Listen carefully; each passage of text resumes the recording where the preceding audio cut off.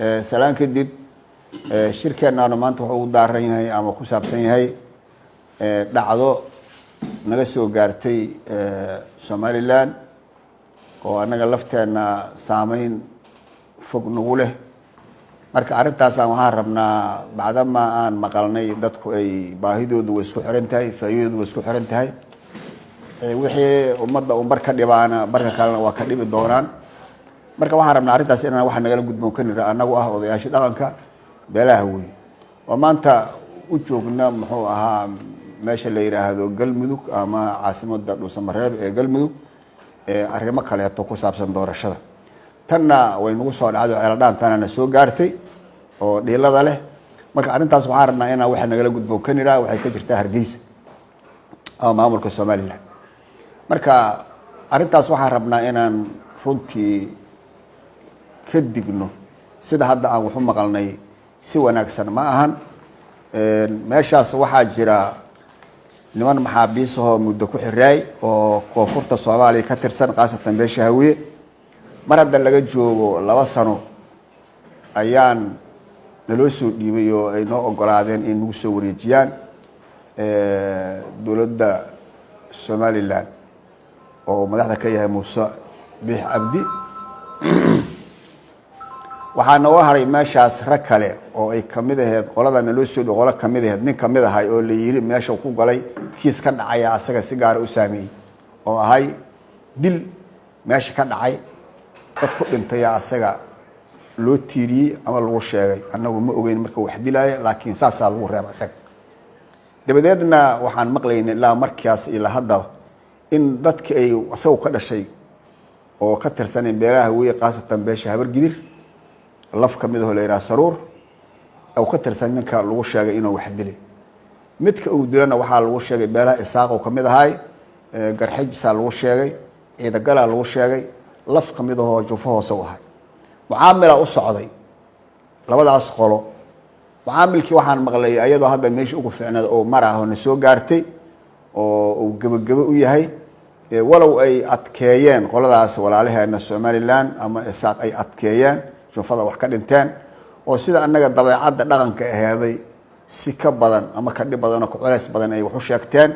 haddana qoladan wax laga dilay waxay ku qasbanaadeen arrimo kastoo la hor dhigo oo ku saabsan in ninkaas xornimo helo kiina laga mucaamilay inuu gulaadaan marka heshiiska markuu hadda soo gaaray gabagaba yahay meel oo ka dhamaa rabana uu soo gaaray inay dawladda Soomaaliland faragelin ku samaysay oo ay dhahaan ninkii meesha ku xiray muddada laga mucaamilayo waa la dilaa ninka oo la toogana arintaasna waxaad moodaa arin dhaqanka Soomaalida ka soo horjeeda way maxaa yeelay dadku dhaqanna waa leeyihiin dad islaamana waa noo waxaan leenahay diin lagu kalsoon yahay anagaan aad u ixtiraam marka diintu waxay sheegay qofka dhintay dadka weheli damka oo ka dhintay inuu saddex khiyaar u leeyahay mid doono inuu wax disho inuu diya qaato mag qaato iyo inuu xafiyo saddexdaba asaga khiyaar u leh marka qoladan oo ka dhintay ninka dhintay waxa lagu sheegay inay ogol yihiin inay mag qaataan oo waagaas ilaa hadda inta ka dhaxaysa laga wada hadlaayay inay mag rabaan laakiin magta uu lagu heshiil ay inay wax badan rabaan ayagu qoladan ay leeyeen warintaas uma qabatee ka soo ka mari marka waxa loo fadhiyay inay ayagu dil u taagan yihiin ma ahayn waxay ahayd inay maaragtay magti un baa xoogaa lagu gorota ma jira meeshaas marka hadda heshiiska markii la soo gaaro dawladdu inay tira ninkii waa dilayna waxay u muuqani in wixii la dheereeyay heshiis labadii qolo ay gaareen la afduubay oo maamulka Soomaaliland uu afduubay oo ninkii la yiri waa la dilay dadkii dilkiisa lahaayo oo qasaasta lahaay waaba kuwa diidani kuwa kalena ay yimaadeen goobjo ka noqdeen qaylaasana soo gaartay marka waxaan uga digaynaa maamulka Soomaaliland ama dawladda Soomaaliland inay arintaas ijbaarin dadka shacabka oo ayagu ay bar hadda ka taliyaan barna uu joogo Soomaaliya magaalada Muqdisho iyo gobolada dhaxaba marka waxaan rabnaa in dadka madax baneeyaan mucaamilkooda islaamiga ah kuna tixgeliyaan kuna ixtiraamaan dadkuna way isdhex yaalaan Soomaaliland ama isaaq badhe oo badi kuma koobna Hargeysa meel bay joogaan marka wixii ay Somaliland ka sameeyaan Hargeysa oo dawladda iyo shacabka inta ku heshiiyaan ay sameeyaan ama hadday rabaan aysan ku heshiin oo magaca dawladda lagu sameeyo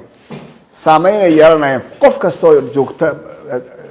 dunida ama Soomaaliya inteeda badan ay saameyn ku yeelanayaan marka waxaan uga digaynaa wax ummadda dhexdeeda fidna ka kici kara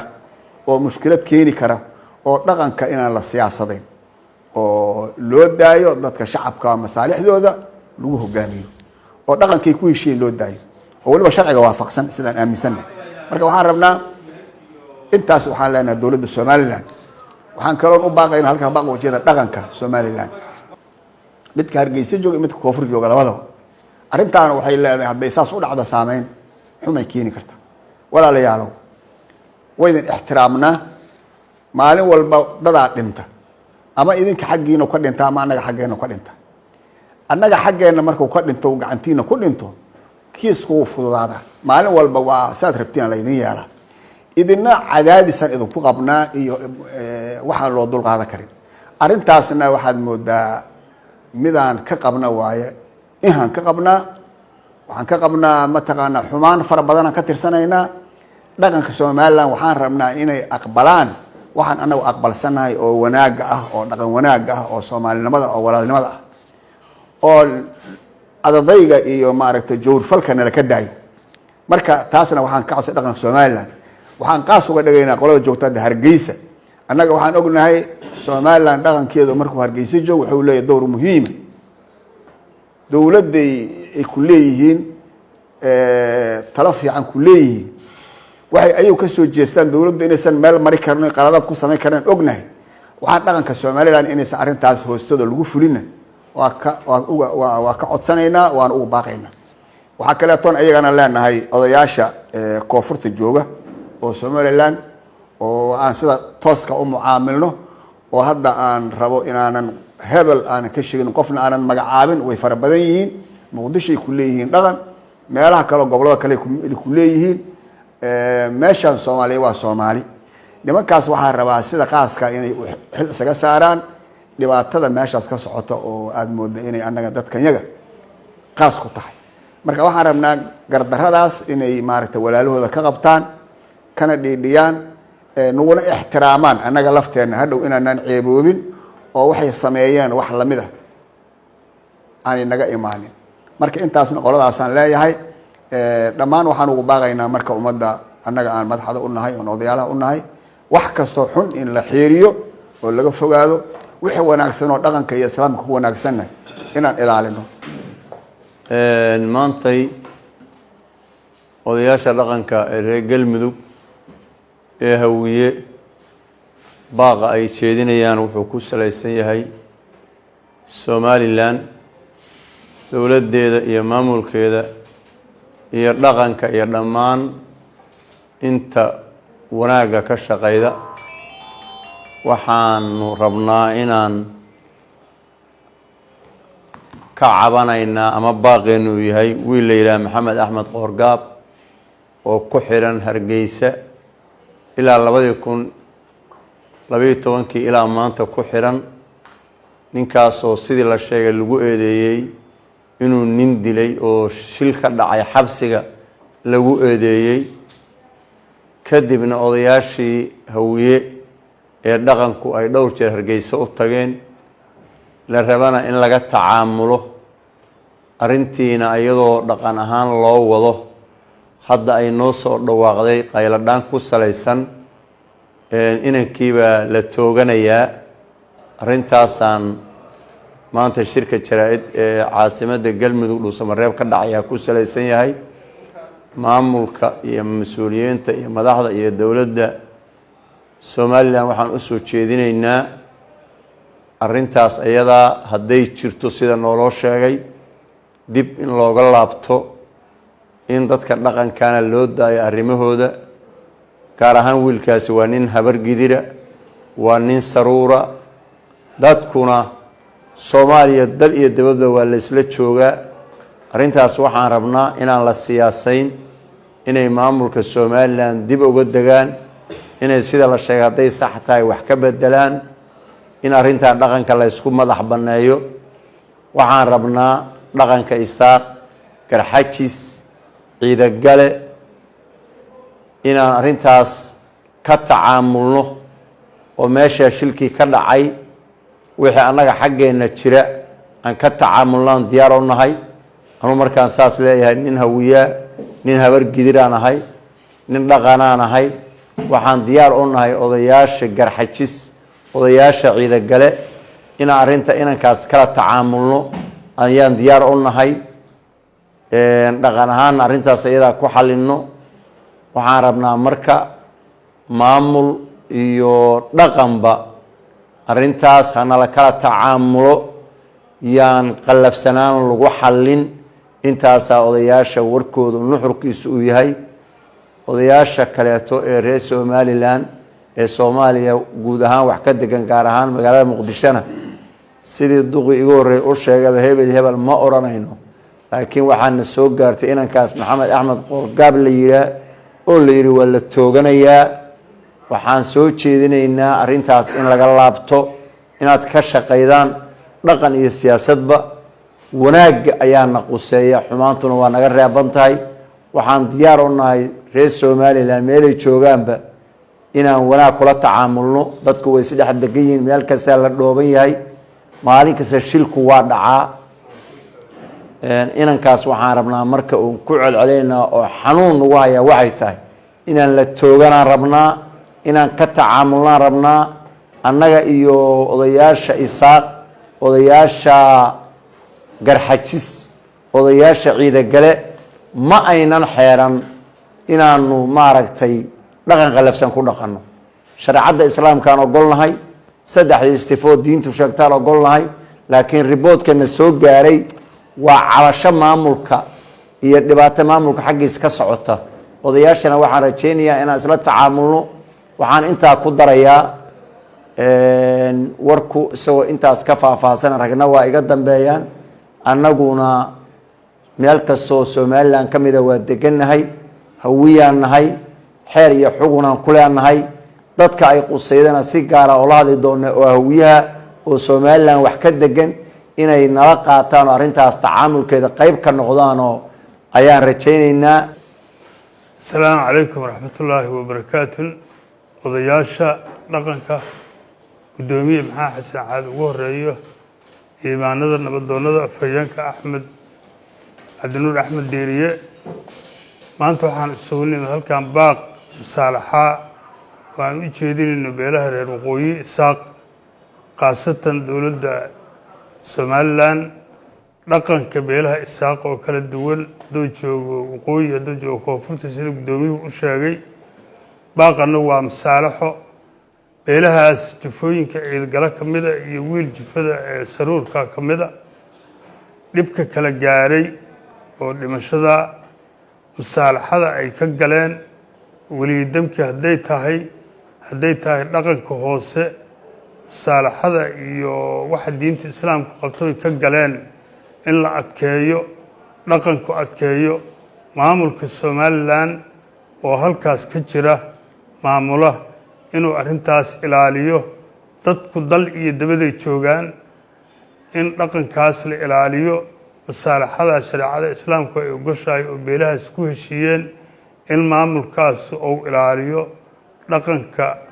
reer somalilanna ay ilaaliyaan. meel walbay joogaan inay arrintaas aan isku tixgelinno. xoogaaga tooxidda ah oo guddoomiyuhu uu sheego aan qabno oo maaragtay aada mooda inay siyaasadaysan tahay. annagu dhaqanaan nahay, siyaasad maahan. dal iyo dabadaan isla joognaa, dad eheloo walaalahoo soomaaliyeedaan nahay. intaas inaan isku ixtiraanno, isku dhowrno, sidaasaan soo jeedinaynaa. warkanagu waa baaq masaalaxa soomaaliyeed, islaamnimo.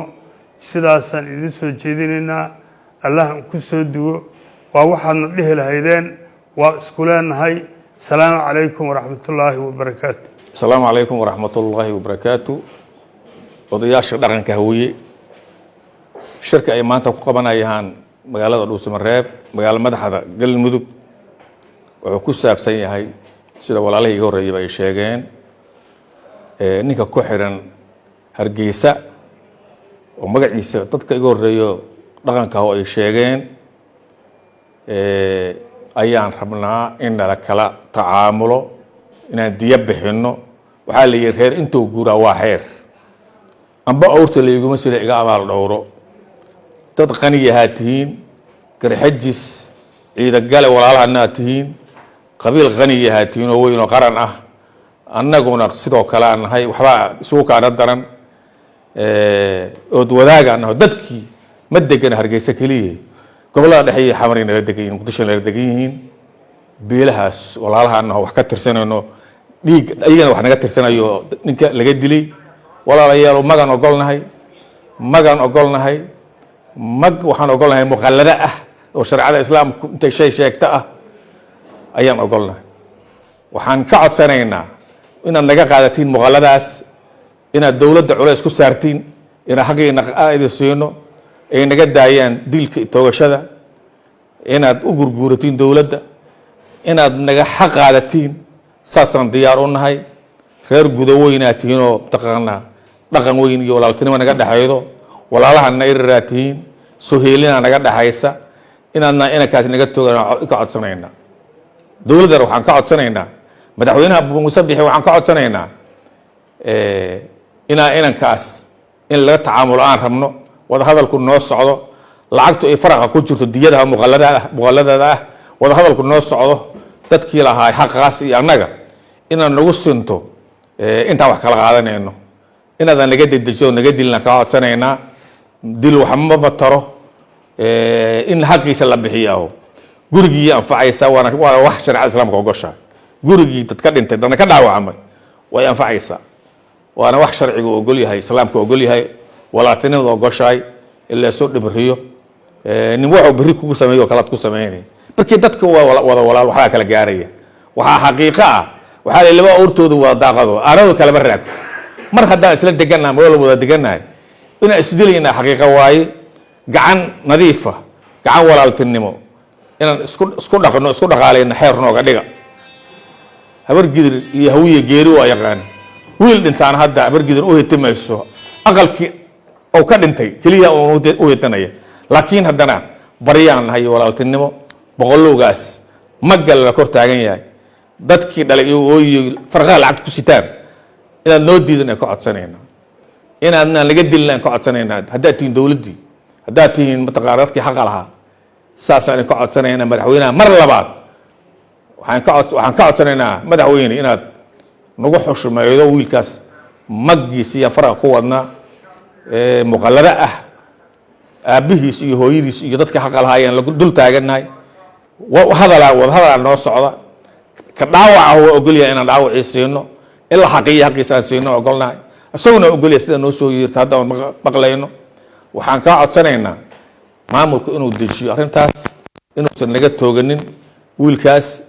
inaan xaqii bixinno. saasaan ogolnahay, codsiyaan kaaga nahay. بسم الله الرحمن الرحيم الحمد لله رب العالمين وبه نستعين على أمور الدنيا والدين وصلى الله عليه وسلم. قضاياشا dhaqanka, waasiyada, imaamyada, duubabka meesha fadhiya, asalaamu calaykum waraxmatullah. marka ugu horeyda waxaan u mahad celinayaa khiyaarta meeshaan ka soo qayb gashay oo shirkan jaraa-id meeshaan ku qabanaya, oo ugu horeeya guddoomiye maxamed xasan xaad iyo ugaasiyada. mar labaad waad mahadsantihiin. waxaan rabaa saakay dhawaaq aan aad u fiicnayn ayaa nagu soo dhacay. hawl kale iyo shaqooyin kale oo caama ayaan meeshaan u joognaa. dhawaaqaas nagu soo dhacay ayaa isku kaayo keenay. waxaan aad iyo aad uga xunnahay dhawaaqaas nagu soo dhacay, annagoo awal xoogaa maaragtaa foolxumo ah oo aan fiicnayn, oo dhaqanka soomaalida iyo macaamilka bini aadanka dhex mara wax kala geysta awal tabasho ka qabnay, ayaan saakana dhawaaq mar labaad nagu soo dhacay. dhawaaqaas oo ah wiil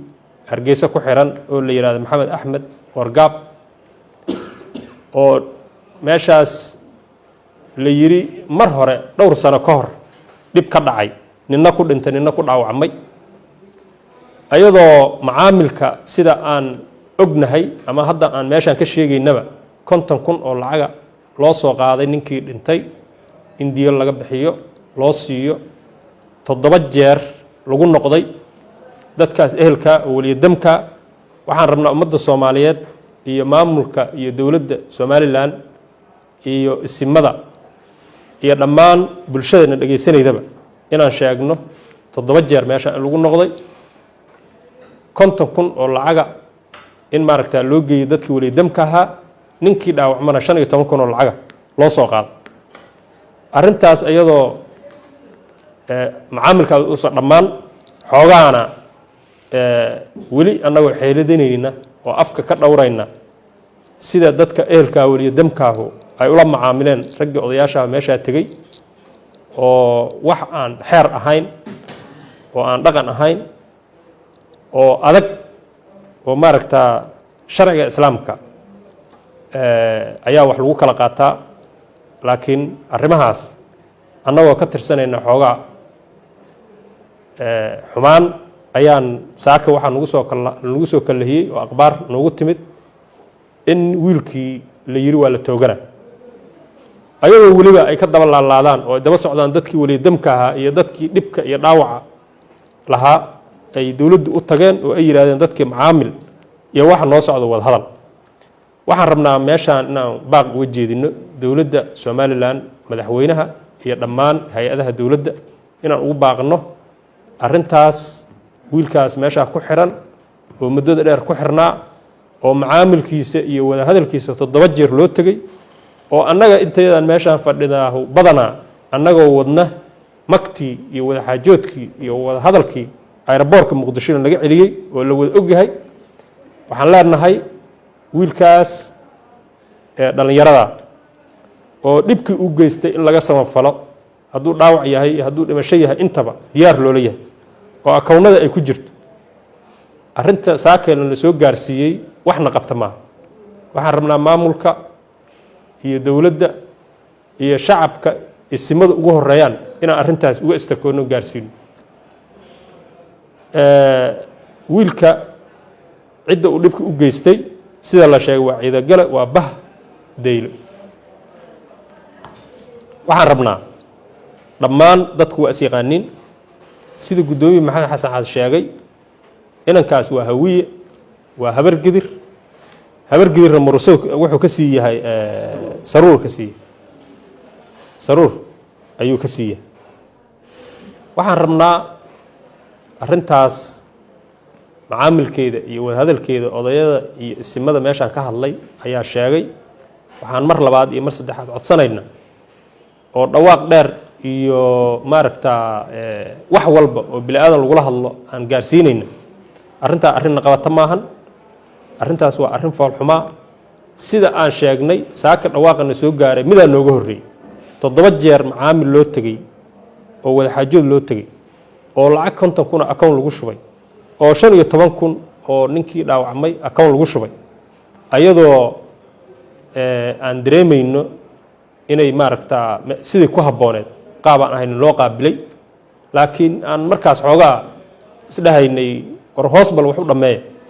in saakay arrintaas ay noo soo yeerto aadaan uga xunnahay laakiin isteko iyo qayladhaan iyo cabasho ayaan u marsiinaynaa cid walba oo maaragtaa arrintaas wax ka qaban karta waxaan rabaa warkayga intaas inaan kusoo koobo odayaashu mar labaad iyo mar saddexaad waa mahadsan yihiin aad iyo aad u mahadsantahay wasalaamu calaykum waraxmatullah